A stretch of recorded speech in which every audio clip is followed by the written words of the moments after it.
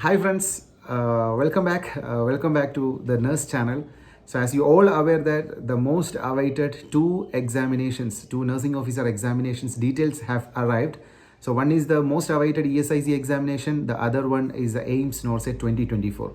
So as far as all nursing job aspirants are concerned, these two examinations are very important, and you all know that the ESIC notification which has come very recently is the exam which has come after 5 years. I think the last examination was on 2019. And one more peculiarity of this year's ESIC examination is that the exam is purely conducted by the UPSC. Okay, so the exam pattern, the difficulty level of the questions, those things are yet to come. So we will be updating to you very shortly through our channel.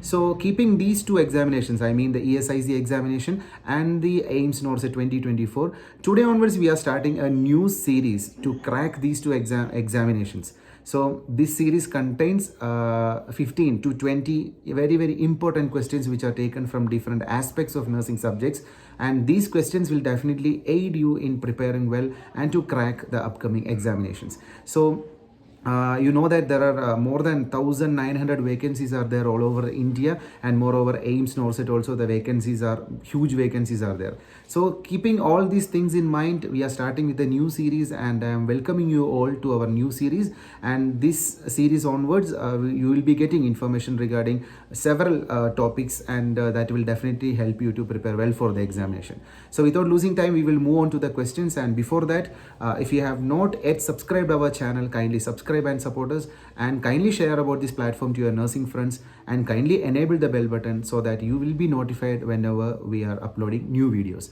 So without losing time, we will move on to the questions, and the details of the examinations, ESIC and then AIIMS NORCET, are uploaded in our website also. You can go through that. Okay, so we'll move on to the questions. So here comes the first question in the ESIC NORCET series. So the first question for you in the screen right now. So the question is, the correct placement of an endotracheal tube as confirmed by a chest X-ray is. So here the question is regarding the position of endotracheal tube which can be seen in the X-ray. So where is the endotracheal tube to be placed in the X-ray? So that is a question, and the options are option number A, 3 to 4 centimeters above carina, option number B, 1 to 2 centimeters above carina, option number C, at the level of carina, and option number D, 1 to 2 centimeters below the level of carina. So what is the answer? So if you are seeing an X-ray of an endotracheal intubated patient, so where the tip of the endotracheal tube will be lying? So that is a question in simple words. So the answer for this question is obviously that is option number B, that is 1 to 2 centimeters above carina. Okay, so first of all we will see what is a carina, and with the help of an X-ray we will explain this to you. So the first thing is the carina. So the carina, it is a ridge at the bottom of the trachea that separates the openings of the left and right main bronchi.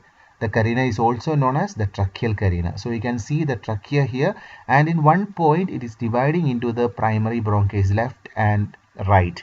So that position is termed as the carina or the tracheal carina. So this is a simple anatomy. So now with the help of the X-ray, so you can see the X-ray of a patient with endotracheal tube. You can see this is the endotracheal tube what is coming, and it is resting in the carina. The tip is in the carina. This is the carina, and this tip you can see that is almost 1 to 2 centimeters above the carina. Okay, so suppose, so this is an additional information for you.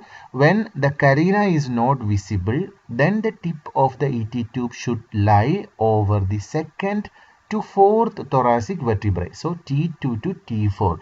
So if the carina is not visible, then the tip can be rest in between T2 to T4 or at the level of the medial ends of the clavicles, as carina is located between T5 and T7. So the carina location is T5 to T7. So the endotracheal tip should be resting in the place of T2 to T4. Okay. So this is happening when the carina is not visible. Okay. So that's all regarding the first question. I think the first question itself was very informative. Now we will see the second question. So the question is, which of the following organisms is the most common cause of early onset neonatal conjunctivitis? So here the question is regarding the early onset neonatal conjunctivitis. Okay, so which is the most common organism causing this particular disease? So the options are option number A, toxoplasmosis, option number B, chlamydia, option number C, trichomoniasis, and option number D, E. coli. So what is the answer? Most common organism to cause early onset neonatal conjunctivitis. So the answer is option number B, that is chlamydia. Okay, so we'll have a small explanation regarding the chlamydia, this early onset neonatal conjunctivitis, and some other diseases which can occur because of the chlamydial infection. Okay, so the first of all, the several organisms that can cause neonatal conjunctivitis, but the most common cause is the chlamydia trachomatis. Okay, and moreover, many women with chlamydia infection are asymptomatic. Okay, so that is the reason that it cannot be detected. Okay, because mothers will be asymptomatic. So neonatal conjunctivitis, how we can define neonatal conjunctivitis is, it is a conjunctival inflammation that occurs within the first 30 days of the life. So this is another point that you have to remember. Neonatal conjunctivitis means the conjunctivitis that is occurring within the first 30 days of life, and chlamydial ophthalmia usually occurs 5 to 15 days after the birth. Okay, so chlamydial infection is occurring between 5 to 14 days after the birth. So this is additional information. And one more, the chlamydia trachomatis, which is commonly known as the chlamydia, it is a bacterium that causes chlamydia, which can manifest in various ways, which can include trachoma, then lymphogranuloma venereum, that means it is a sexually transmitted disease, then non-gonococcal urethritis, cervicitis, salpingitis, PIDs, etc., that is pelvic inflammatory disease, etc. So these are some other infections that can be caused by the chlamydia trachomatis. Okay, so that's all regarding the second question regarding the early onset neonatal conjunctivitis and the chlamydia. Okay, so that's all. We are moving on to the third question in the series. So when assessing a client with Collithiasis lodged at common bile duct, the nurse may notice which among the following. So I'll simplify this question. So the patient is having Collithiasis. That means Collithiasis, you know. So the Collithiasis is lodged at the common bile duct. So the position where the Collithiasis found is in the common bile duct. So what clinical manifestation you can see in such a patient? So this is the question, and the options are option number A, yellow sclera, option number B, light amber urine, option number C, circumoral pallor, then option number D, black tarry stools. So it's a very simple question. So just think about the common bile duct. So what will happen if there is a stone or the obstruction? What will happen? Then you can easily identify the answer of this question as option number A, that is yellow sclera. That is yellow sclera. How? So the common bile duct, it is a tube that carries the bile from the liver and gallbladder to the small intestine. This is the basic anatomy and physiology. So the duct starts where the ducts from the liver and gallbladder join and ends at the small intestine. So these things you know very well. So as a result of the Collithiasis, because of the Collithiasis as it is lodged in the common bile duct, there will be chances of getting obstructive jaundice. Okay, so obstructive jaundice, it is a type of jaundice that occurs when the bile duct or the pancreatic duct is blocked or narrowed because of several reasons. Okay, so that I am not explaining. So you can see the picture now, Collithiasis, that's the gallbladder stones which is lodged at the CBD. Okay, so there will be obstruction and can happen the obstructive jaundice. So yellow sclera may be the first sign of jaundice which occurs when the common bile duct is obstructed. Okay, so it is an indirect question, but can be easily answered. So the other options we will see, the one option was the light amber color of the urine. So you know that it is a normal urine color, and that circumoral pallor and black tarry stools, these are the signs which are associated with hypoxia and GI bleeding, and it is not associated with Collithiasis or the common bile duct obstruction. Okay, some the why we are not selecting the other options that I have explained. So with that, we will be moving on to the next question in our series, that is the fourth question. So the question is, which position provides the most accurate blood pressure? Okay, so the most accurate blood pressure can be measured in which position, and the options are: option number A, sitting position; option number B, standing position; option number C, supine position; and option number D, side lying position. So in which position we will get the most accurate blood pressure?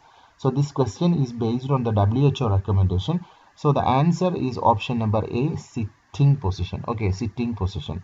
So we will see the recommendation by WHO.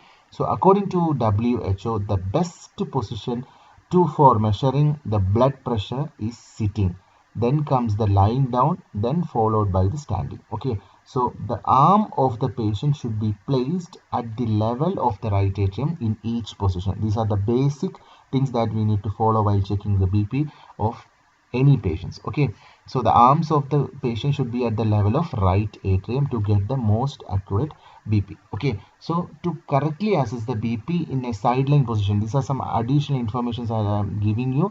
If the patient is in the sideline position and if you want to check the BP of the patient, then hold the BP cuff extremity at mid heart level while taking the pressure. Okay, so we have to hold the hand extremity at the mid heart level while checking the BP. Okay, and one more information: blood pressure readings can vary depending upon the body positions that you know well. For example, the blood pressure readings are lower when measured in the supine position than in the seated position. Okay, and you know that blood pressure also tends to drop when standing compared to sitting. Okay, so in both cases there will be chances of varying the correct value of the BP. Okay, so in one study we came to a conclusion that systolic blood pressure dipped, it is reduced by an average of 3.8 millimeter mercury when participants stood up. So in the standing position, we will be getting a systolic blood pressure that will have a difference of 3.8 millimeter of mercury. Okay, so in standing position that BP will be low, 3.8 millimeter mercury will be low in the systolic blood pressure. Okay, so these are some additional information you are getting out of this question. Now we can see the fifth question in our series. So the fifth question, so here the nurse is caring for a patient after PTCA. Which among the following is the first indicator of graft obstruction? So first of all, in this question you should understand what is PTCA. Okay, then only you can answer this question. So which among the following is the first indicator of graft obstruction? So first we will see the options. Options are: the first one option is the reduced pedal pulse; option number B, temperature change in the extremity; option number C, color change in the extremity; and option number D, pain. So PTCA stands for percutaneous transluminal coronary angioplasty. So here the angioplasty is done, so a graft is placed, and if the graft is getting obstructed, what could be the first sign or the first indicator what you can see in the patient? So what is the answer? So options already I have explained. So the answer for this question is option number D, that is the pain. Pain is the first indicator of graft obstruction in a patient with PTCA. So we'll have a small explanation regarding this question. Percutaneous transluminal coronary angioplasty, also called as the percutaneous coronary intervention or PCI, it is a minimally invasive procedure to open the blocked or stenosed coronary arteries, allowing unobstructed blood flow to the myocardium. So this is a small, very small explanation regarding PTCA. And if there is a graft occlusion, so graft occlusion, it is a condition where a synthetic graft becomes blocked or narrowed, impeding the blood flow. So it can result from various causes such as blood clot formation, graft narrowing, infection, technical error, or poor runoff. So these are the reasons for the graft occlusion after a PTCA. So coming to our question, pain is the primary indicator of the occlusion, and most commonly graft occlusion after the PTCA can happen within 24 hours. Okay, so the graft occlusion can be happened within 24 hours and the patient will be presented with severe pain. So this is the answer for the question I have asked. So from this question you are getting information regarding what is PTCA, so when the graft occlusion can happen, and what all are the reasons for the graft obstruction or the occlusion. Okay, so that's all regarding the fifth question. We are moving to the sixth question in our series. So the question is, which diagnostic test would be used first to evaluate a client with upper GI bleeding? So to simplify the question, I will explain. So the client is with an upper GI bleeding. So the question is, which diagnostic test is the most appropriate, or the first diagnostic test which can be used to evaluate the GI bleeding in this particular patient?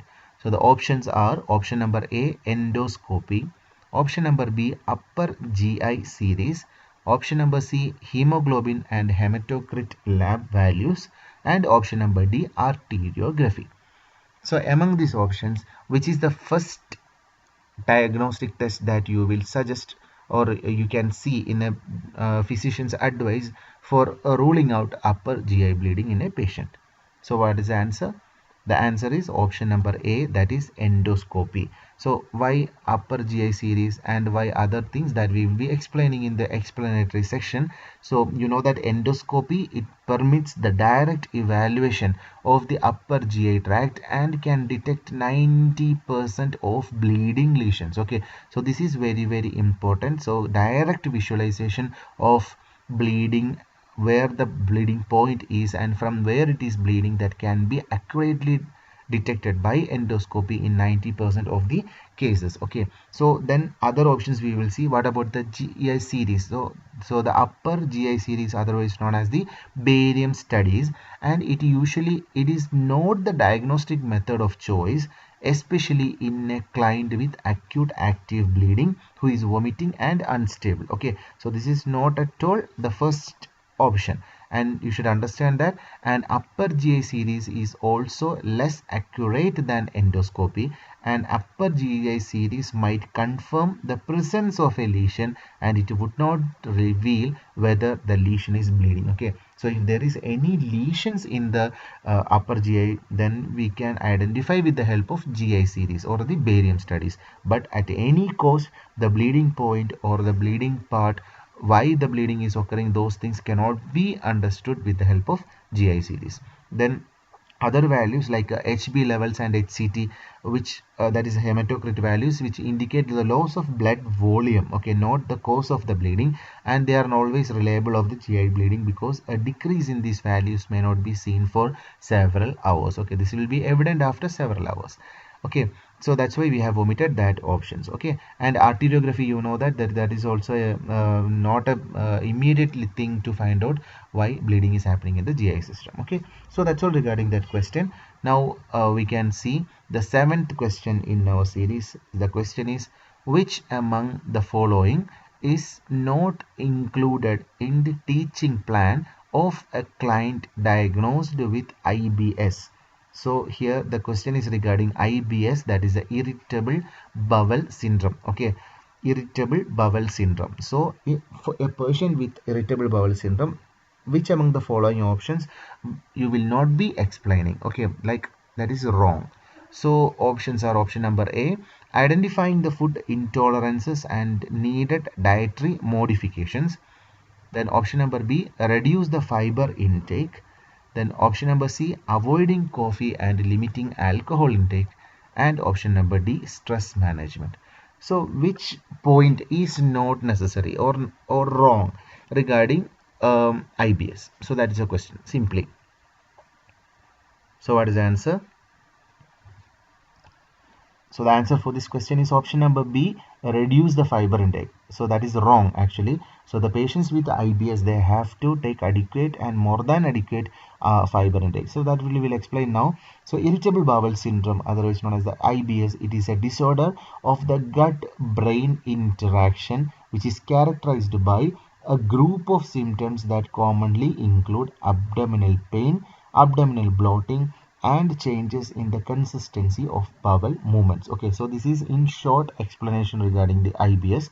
So in IBS, the fiber supplementation is safe and effective for improving IBS symptoms. Okay, so the physicians frequently recommended that patients with IBS increase their fiber intake like to 20 to 35 grams per day. Okay, so they can increase the fiber intake up to 20 to 35 grams per day. Okay, so fiber intake is necessary for IBS patients. Okay, so that need to be included in the health teaching plan at the time of discharge for the patients.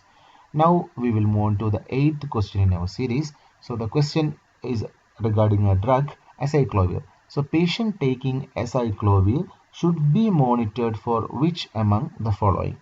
So patient is taking acyclovir, so what you will be monitoring in that patient? So the options are option number A, cardiac profile, option number B, liver function test, option number C, renal function test, and option number D, complete blood count. So which one need to be assessed or to be monitored in a patient receiving acyclovir? So just think about the side effects of acyclovir and then you can come to a conclusion that the answer is option number C, that is a renal function test. So you know that acyclovir, it is an important antiviral agent in the therapy of herpes simplex and varicella zoster virus infections. So although the drug is well tolerated, severe nephrotoxicity, so this is important, which often leads to the acute renal failure has been observed in many patients.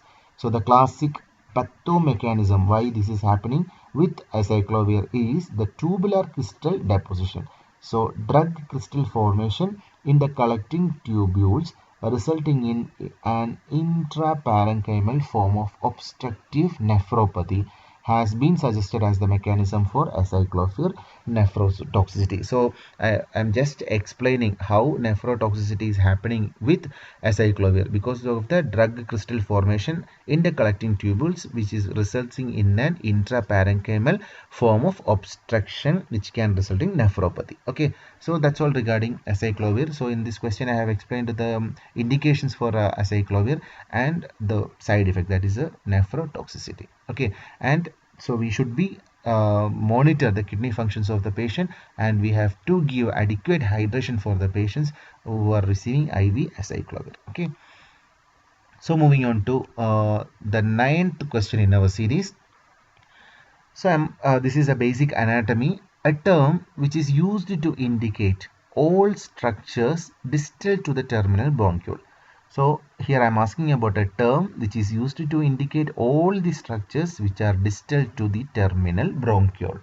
So the options are option number A, asinus, option number B, lobule, option number C, lobe, and option number D, alveoli. So what is the answer?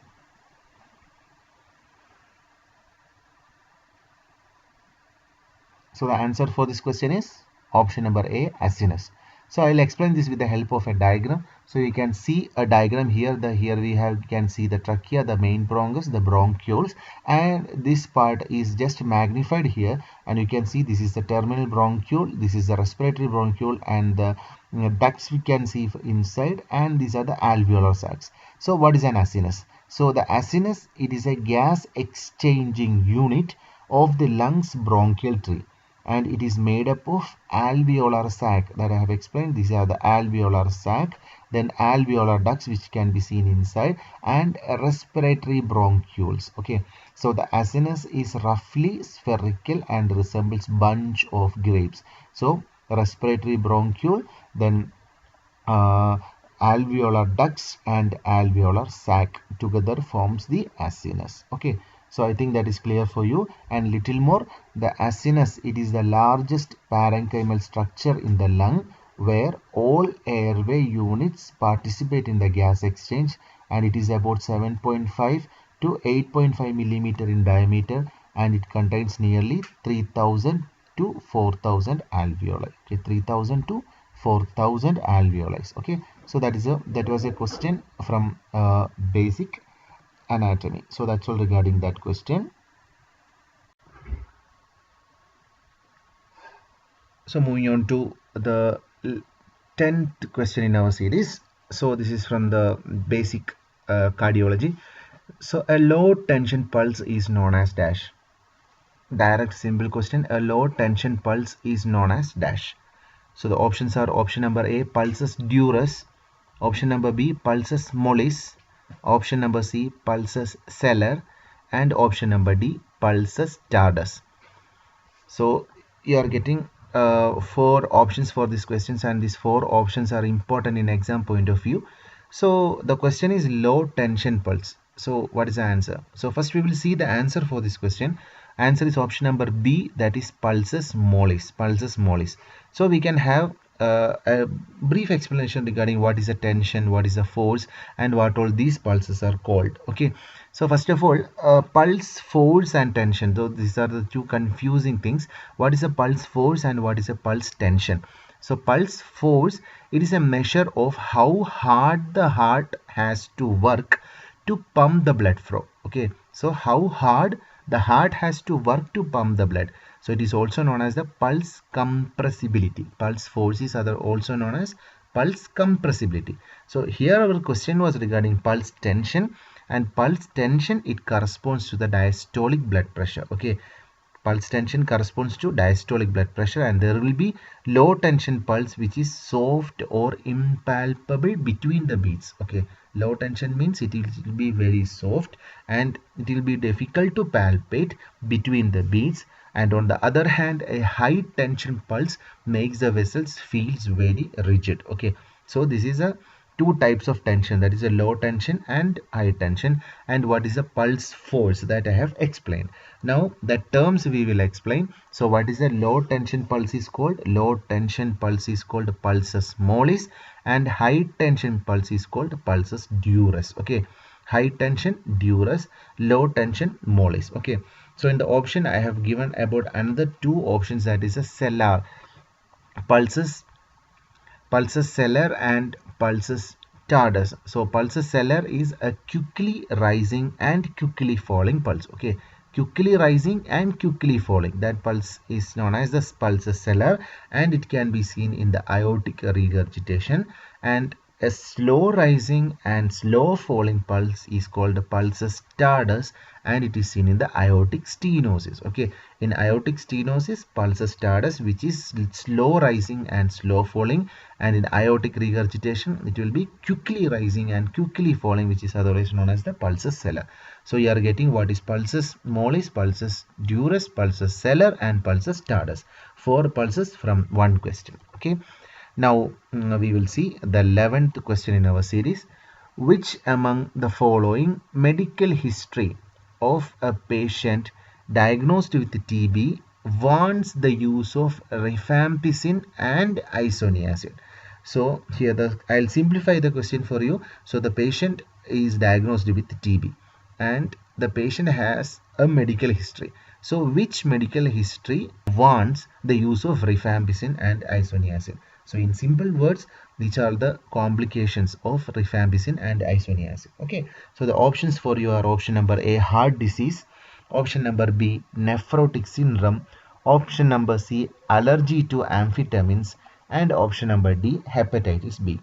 So if the patient diagnosed with TB is having a medical history of any of these diseases, then for which disease medical history you should take into consideration before prescribing rifampicin and isoniazid. So this is a question for you.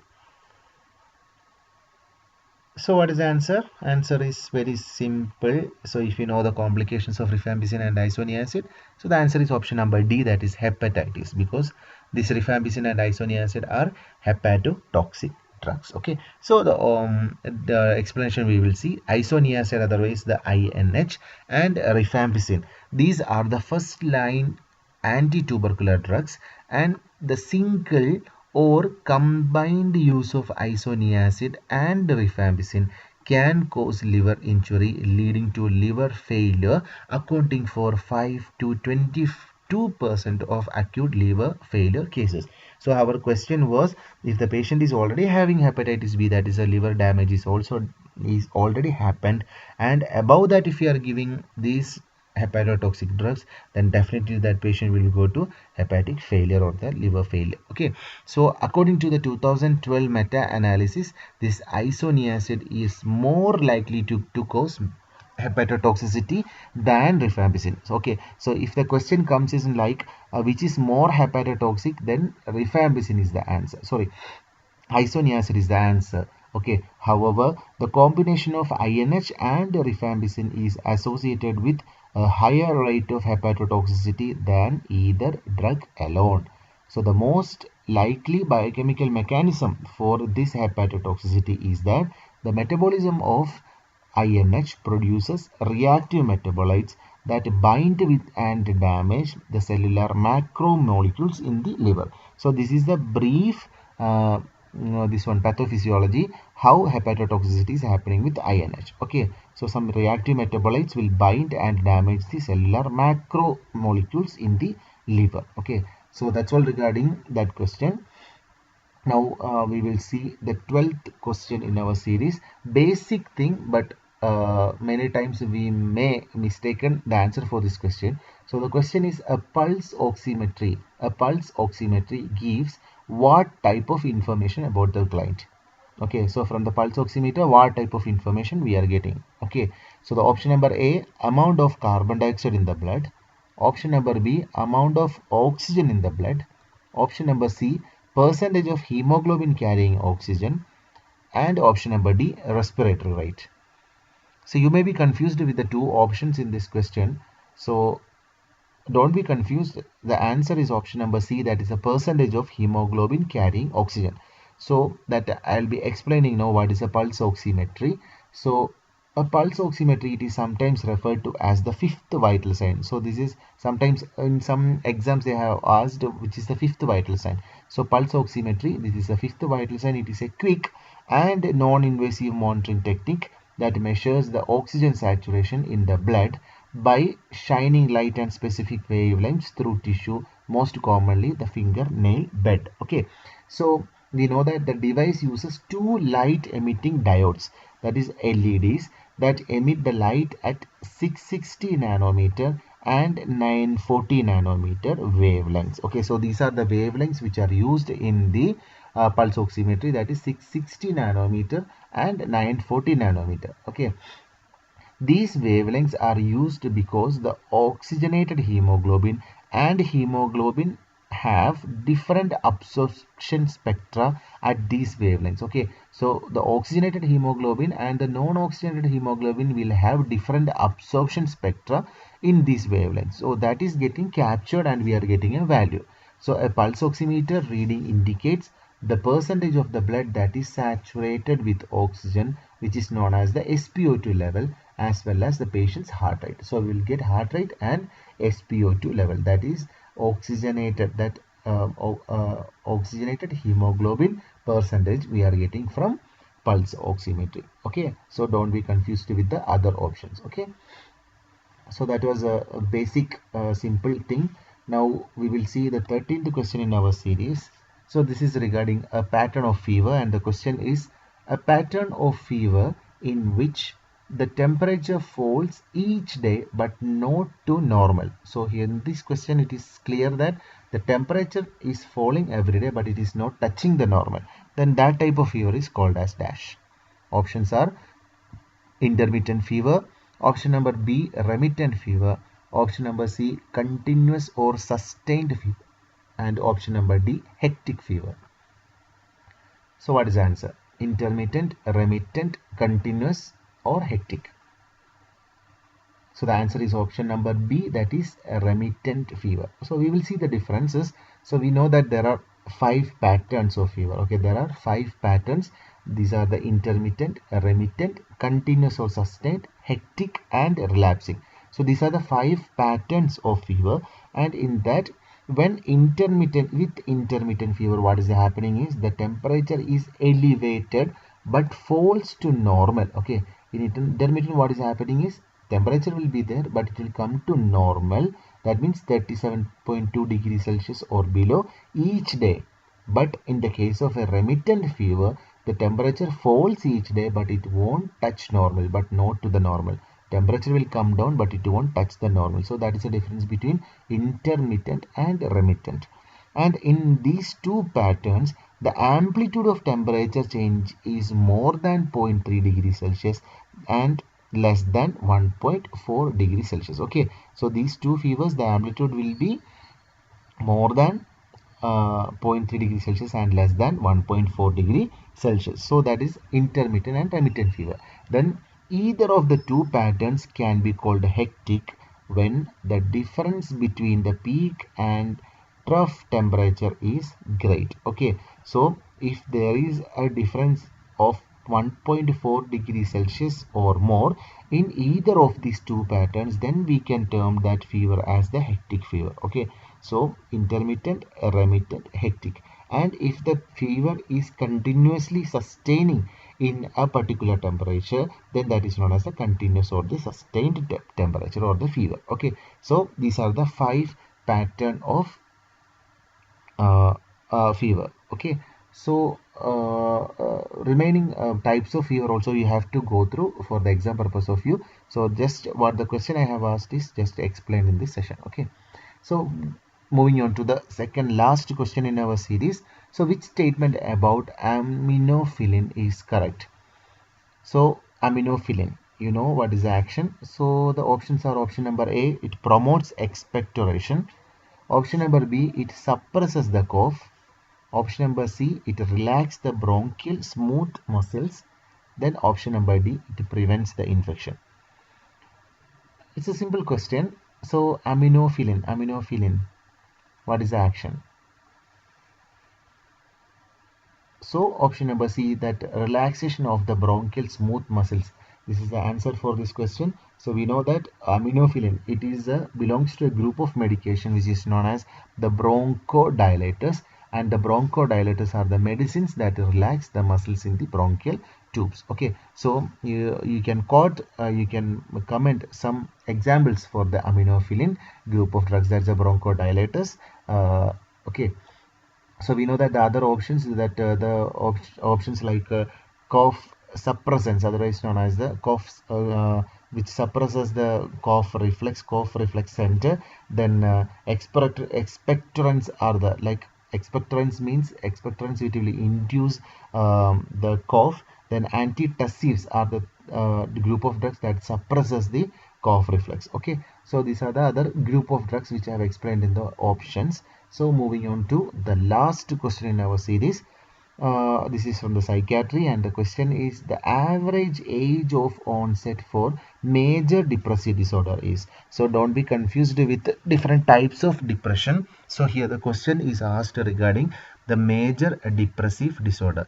So what is the average age of onset for the MDD or major depressive disorder? Options are: option number A, 35 to 40 years; option number B, 18 to 24 years; option number C, 42 to 50 years; and option number D, 52 to 60 years.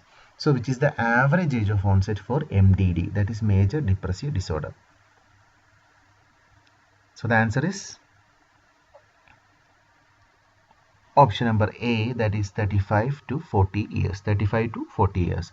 So we know that the average age of onset for the major depressive disorder is between 35 to 40 years of age. And major depressive disorder, it is also known as the clinical depression. So this is another important point. Clinical depression is otherwise known as the major depressive disorder. It is a more severe form of depression, and depression can range from the mild temporary sadness to severe persistent depression. So I'm just quoting simply the difference between MDD and PDD, that is a major depressive disorder and the persistent depressive disorder. So major depressive disorder differs from the persistent depressive disorder in the duration of symptoms. That means PDD symptoms last for at least 2 years, while people with MDD experience the depressive episodes that are separated by at least 2 months. Okay, so these are another important points that you can keep in mind while preparing for exams. PDD lasts at least 2 years, and MTD, the depressive episodes, are separated by at least 2 months. Okay, so the question get confused sometimes because the age of onset for MDD, where we have explained like it is in that age group, but the age of onset for the depression, it is usually the young adults, that is 18 to 24 or 18 to 29 years. Okay, so with that we are coming to the conclusion of the first series of our ESIC and NORCET. So hope these questions, that 15 questions, are helpful for you. Then these are some areas that I'm giving you some clues to prepare well for the to prepare well. And thank you for watching the video. So stay tuned, we will be coming with another set of questions very shortly. So till that time, bye.